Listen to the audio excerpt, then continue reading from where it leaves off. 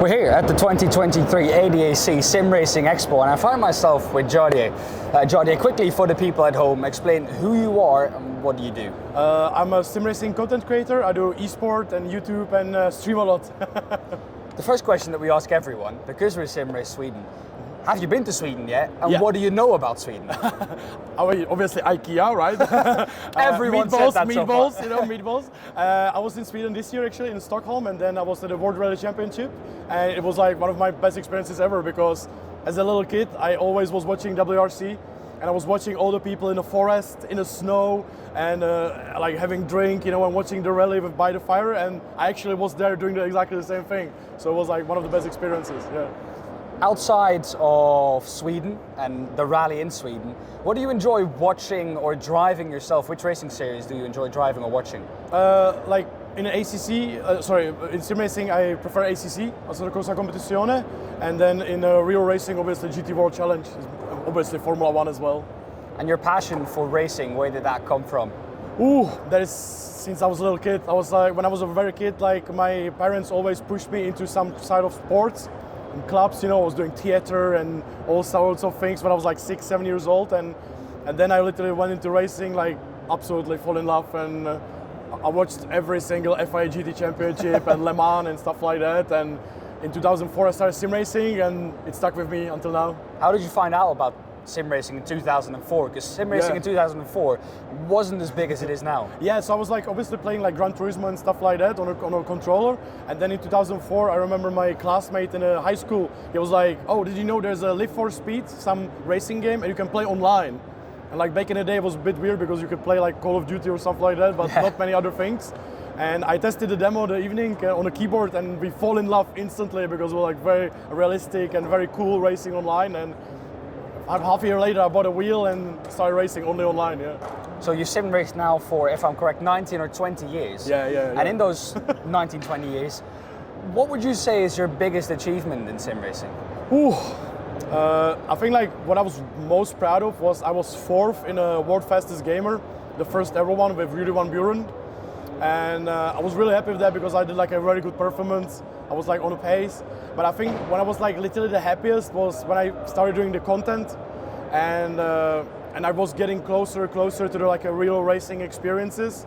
And actually this year in February or March I was able to drive the Alpine GT4 race car for like a half a day, and I was literally like weeping almost, you know, crying because it was like so realistic, you know, to get from the sim racing and thanks to YouTube and everything to put it all together and actually be able to transition from the virtual to real race car and try it and everything. And that was just mind-blowing, you know, and it was motivating, and I wouldn't say changed my life, but it really like gave me like a different purpose a little bit, you know.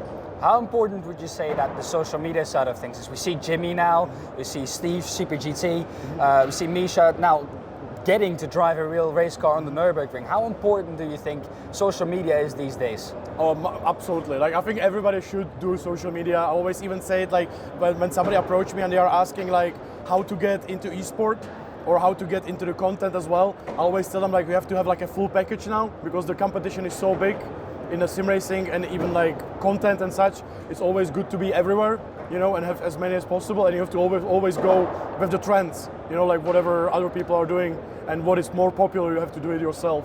It's good to be, the visibility is very important if you want to do this type of thing. And for example, even if you're like an esport driver and you are really fast and you don't have a team, when you have a social media starting or growing or at least active, even the teams are much more happier, you know, when it's more interesting for them as well. Because if you only can drive, it's not sometimes enough, you know, sometimes it's good to have more stuff around.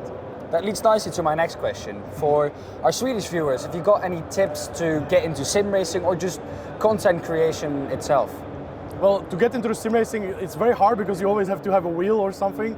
But I think even in a lot of games like Forza, Gran Turismo and stuff, you can try on controller and you can like see if you actually enjoy it.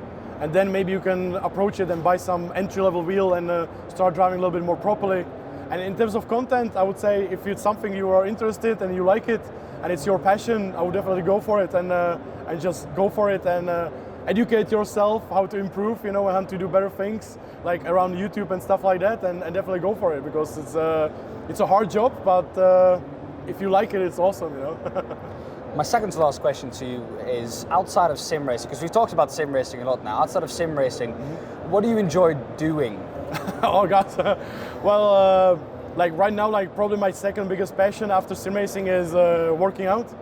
I started by going 3 times to gym with my trainer and trying to get more into shape and more healthy. And I wasn't doing it, like I was always trying to work out and such in the past, but now I have like a proper schedule and system, and it really helped me with my mind. Like my mental health like improved in the past half a year or a year, like so many times, you know, like it made me like so much stronger, especially mentally, that it's unbelievable. And then I like to read, like some fantasy books and stuff, like Witcher, for example, and so on. And yeah, obviously girlfriend, dog, you know. And then my last question, but certainly not least important, is do you think that we from SimRace Sweden, after all these questions, are still nice to work with? Yeah, of course, yeah. Like Swedish, I was in Sweden and people are very friendly, so, and a lot of people from my community are Swedish or like from the north, and yeah, very friendly. All right, Jardier, thank you very so much. much, and enjoy the Sim Racing Expo. Thank you. Hey, bye.